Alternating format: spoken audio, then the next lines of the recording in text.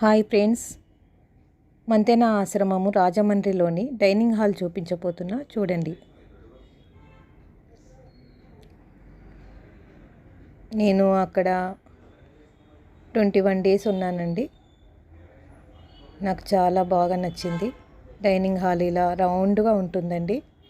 చుట్టూ చెట్లు, వాతావరణము, ఒక టేబుల్కి వచ్చేసి 4 మెంబర్స్ కూర్చోవచ్చండి. ఎలాంటి డిస్టర్బెన్స్ లేకుండా.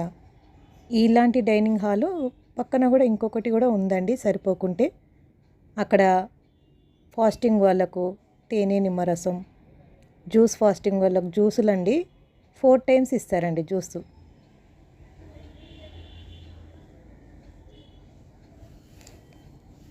ఇంకా నార్మల్గా బ్రేక్ఫాస్ట్ తినే వాళ్ళకు ఖజూరా, బొప్పాయి,